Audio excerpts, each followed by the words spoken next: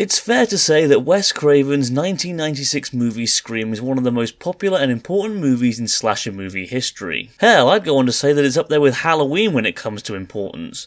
After all, Halloween popularised the franchise, and Scream repopularised it. Sure, it was made as a parody of the generic slasher flick, but unlike most parodies that are pure comedies, Scream was still a horror movie and slasher film in its own right. Yes, it was self-aware, and yes, it was critical of several tropes used within the genre. However, with a great cast of characters, a creepy memorable villain, some great death scenes, and some brilliant suspense, it's hard to argue that it wasn't actually a horror movie. Ghostface has even gone on to become one of the most well-known and loved villains within the genre, not just because of the Grim Reaper cloak and ghoulish mask, but because of how unique the concept was at the time. Most slasher movie villains were just that, one person with superhuman strength and a big sharp thing to plunge into people, allowing for blood, guts and gore-filled deaths. However, Ghostface isn't as much a character as it is just a costume, worn by various day-to-day people. No ridiculous strength, no oversized weaponry, just a person in a costume with a hunting knife. And it was the people behind the mask that brought Ghostface to life. In the 4 Scream movies, there were a total of 7 people responsible for the Ghostface killings, 2 in Screams 1, 2 and 4, and 1 in Scream 3. And, thanks to boredom, I decided to rank all 7 of them, worst to best. Please remember that this is strictly opinion based and not based on polls or any particular criteria. Also, it kinda goes without saying, but, you know, spoilers. Oh, and I've yet to watch the Scream TV series, so I won't be discussing any villains from that. So, without further ado, let's get on with it. Number 7. Charlie Walker. The reason Charlie is the worst Woodsboro killer is because he's just so damn bland. And I don't mean bland as in he's just there, I mean bland as in he's boring. It's a shame because behind the mask he's pretty awesome. Not only did he have the best kill of the movie, where he brutally gutted Olivia, but he also was really cool on the phone as well. Plus he had potential to be a relatable character, being a film nerd who hosts horror marathons. But god damn, he's just so uninteresting. You could argue that it works in his favour because it makes him a less likely suspect, making the audience feel that he couldn't possibly be the killer, but I guessed he was going to be one of the killers the second I saw him. Probably didn't help that he looked like a school shooter, to be honest. Also, his motive is extremely weak. His reason for killing is because Jill convinced him to help her by showing him attention and becoming his girlfriend. Basically, he was whipped. Extremely whipped. And it makes him come across as a pathetic wet wipe who will do anything to get a girl to like him. Next. Number 6. Debbie Loomis. I was honestly going to put Debbie Loomis higher, but upon watching Scream 2 again for the sake of this video, I realised that, in all honesty, she barely did anything. Okay, she killed Randy, and she was the brains behind the whole thing, but as a killer, she was barely involved.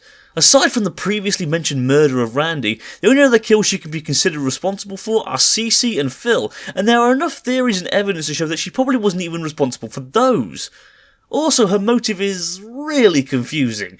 She wants revenge on Sydney for killing her son Billy in the first movie, but she abandoned Billy years before, after finding out Maureen Prescott was sleeping with her husband. So why in the ever-loving name of Liev Schreiber's perfectly toned upper body would she want revenge for his death? Sure, it would still suck losing her son, but she left him behind years before.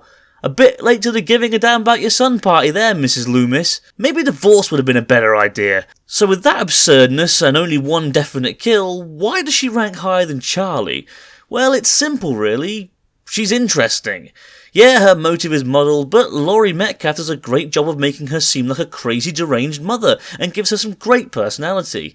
Also, the fact that she basically orchestrated everything that happens in this movie by manipulating Mickey to do her dirty work is really impressive, as is her ability to be right in the action whilst pretending to be a reporter under the alias of Debbie Salt and not be noticed by anyone. Also, she's behind the mask in the scene where Ghostface chased Gail all the way through the movie school, which is easily one of the best scenes of the movie. But sadly, her lack of kills lets her down as a truly great Scream villain. Number 5. Mickey Altieri. Mickey may not have been the brains behind the Scream 2 duo, but he more than made up for it with his work behind the mask. Not only did he manage to muster up 5 definite kills, but there is a lot of evidence to show that he killed Phil and Cece, bringing up a potential toll of 7 kills. Speaking of his kills, god damn some of them are awesome. Not only was his kill of Maureen Evans highly memorable, but he also managed to kill not 1 but 2 armed cops.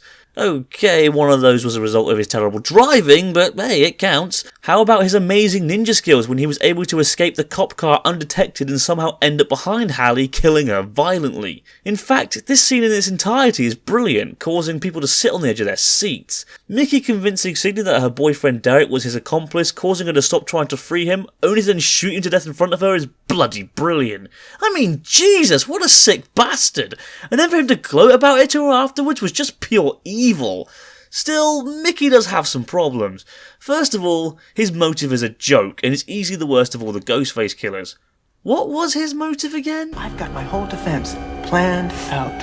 I'm gonna blame the movies. What? This is just the beginning, a prelude to the trial. That's where the real fun is, because these days it's all about the trial. Are you kidding me? Couldn't he have just been a nutjob who enjoyed killing? Would that have been so hard? Also, as awesome as he is behind the mask, out of costume, Mickey has a lot to be desired. Sure, he's not as bland as Charlie, and he seems like an actual film fan rather than some nerd who looks like he pretends to like movies, but he still doesn't really stick out much. I'll be honest, when I first watched Scream 2, I actually forgot Mickey existed by the time of his reveal, so when he unmasked himself, it took me about a minute to realise who the hell he even was. Still, according to director Wes Craven, he was the killer that made Sidney go into hiding in Scream 3, plus his death scene is hilarious, so I guess there's that.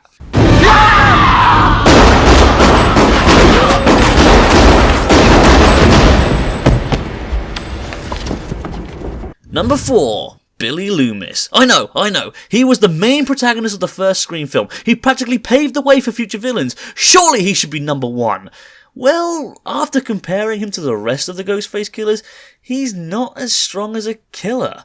First off, he had the least amount of kills. He killed Maureen Prescott, which was off camera, Principal Himbry, and potentially Tatum. That's a total of 3 kills, and even then there was enough evidence to show that it could have well been Stu who killed Tatum and not Billy. And I'll be honest, I'm siding with the Stu theory on that one, which ruins Billy even more considering that was one of the best kills of the franchise.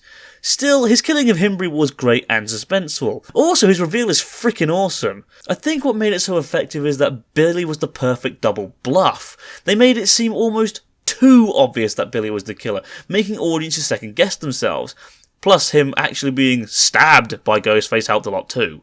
But what really puts Billy ahead of the others previously mentioned is actually his out-of-costume scenes. The guy was capable of manipulating Sidney into not only believing he was innocent, but also into sleeping with him despite serious evidence against him. Not only that, but he was honestly really likeable throughout. All through the movie we see him being really patient with Sidney's low libido and defending her against verbal insults from other characters. And can we just take a minute to appreciate Skeet Ulrich's performance here? He made audiences believe that the character was a misunderstood, innocent guy, which made his reveal all that much more shocking. And once he was revealed, just damn, he was cold. Look at his eyes! He just oozes eerie, which is why I like him so much. He can go from innocent, understanding boyfriend to cold-blooded psycho killer in seconds. The final act where he comes clean and explains his motive to Sidney is chilling, and I honestly found myself feeling stupid for believing he was innocent. The mental scarring this must have left on Sidney must have also been extremely awful, making him one of the best killers on a psychological level. However, his motive is a little weak. He wanted to kill Maureen Prescott because she was having an affair with his father, causing his mother to abandon him. It's a solid tale of revenge, but I don't really get why he continued killing after Maureen Prescott. I guess you could say that both he and Stu enjoyed it so much they had to continue, but I don't know, I just feel it's a bit odd for Billy. I can't see him killing more people after killing his main target. He just seems too centered on revenge for that. With that being said, Billy is a good villain for the series. He just suffers from not being all that good behind the mask.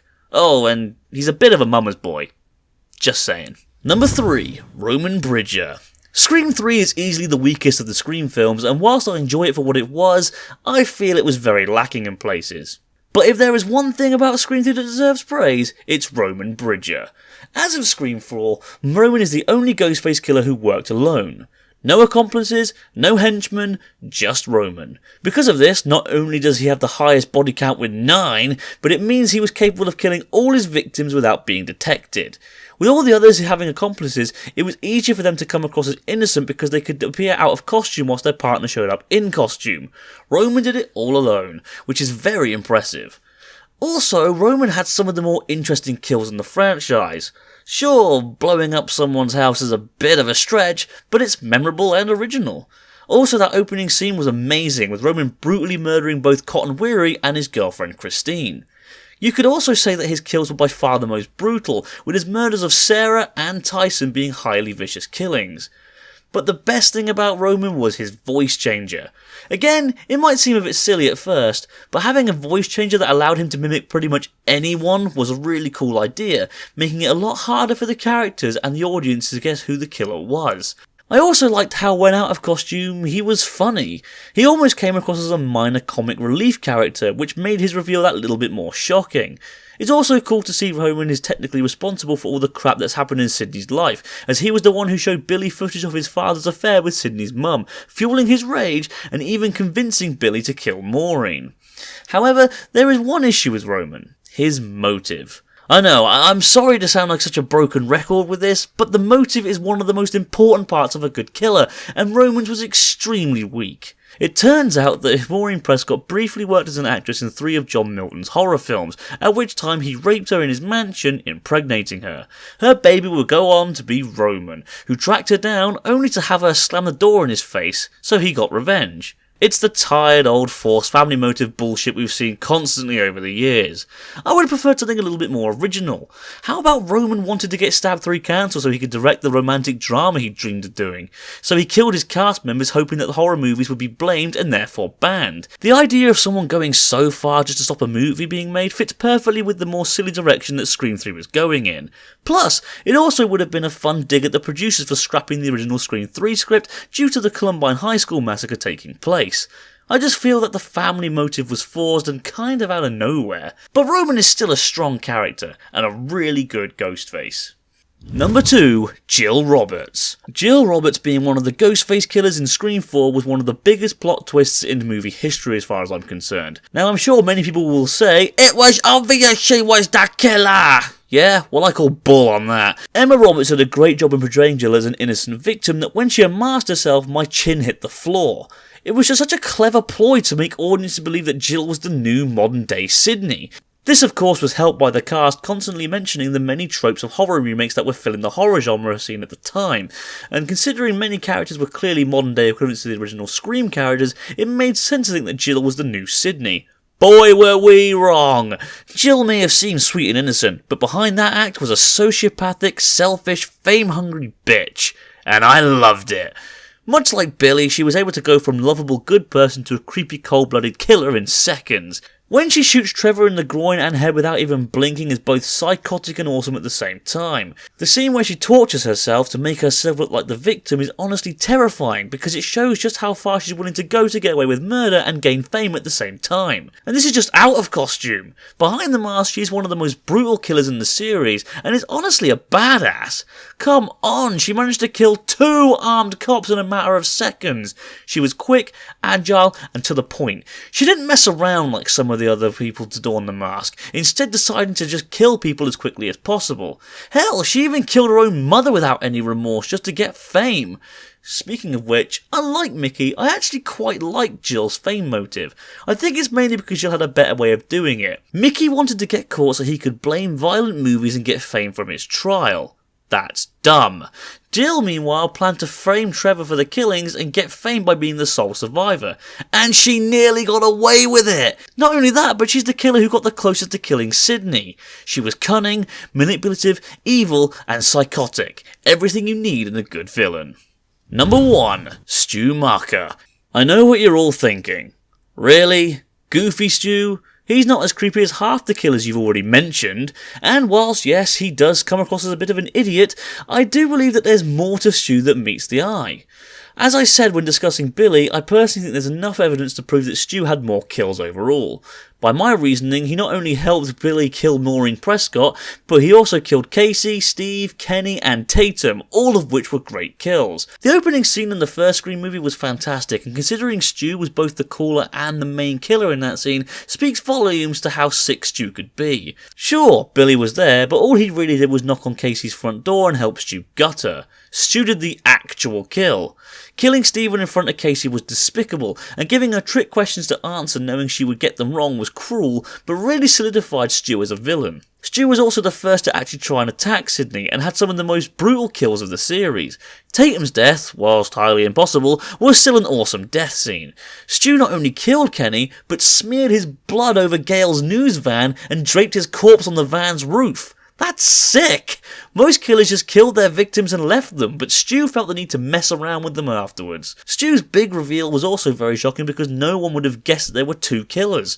Almost all slasher movies have one killer and that's it, so the idea of two people being behind the mask was a surprise to many. But what really makes Stu stand out as the best killer for me is just how much fun he has doing what he does.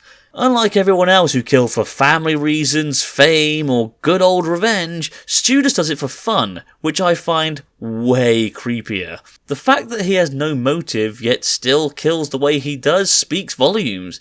He didn't need a reason to do it, he just did. And as Billy says, "It's a lot scarier when there's no motive, Sid." Now I know that he technically said his motive was peer pressure, but let's take a look at the context of which it was said. When on the phone to Sidney, she asks him what his motive is, as Billy already has one, to which he replies, peer pressure. Now call me crazy, but this seems more like something he just made up on the spot rather than a legitimate motive. And it still doesn't explain just how much fun he has doing it. In the final act, Billy remains cold and on track, while Stu makes jokes, smiles constantly, and acts like a hyperactive kid on Blue Smarties. There's just something eerie about a guy who has so much fun and happiness over other people's suffering. Even when trying to kill her at the end, he still has time to say, "I always had a thing for you, Sid!" implying that he may even plan to rape her. And he's still making a joke and smiling whilst trying to kill her. Billy was a cold-hearted son of a bitch who was out for revenge. Roman was a smart, skilled killer who also out for revenge. Jill was a sociopathic, self-centered bitch who would do anything for fame. But Stu was just a psychopath who got fun and enjoyment out of brutally murdering people, some of which were his friends who trusted him, and that to me makes him the best killer of the lot. And that's it for this list and this video. Do you agree with me or do you think I'm talking rubbish? Who is your favourite Scream villain? Let me know in the comments down below. Throughout this video I made several mentions of who I believed was responsible for killing which characters, and to back up my points, in my next video I plan to explain my theories on who murdered who in each of the Scream films. But until then, thanks for watching and I'll see you next time.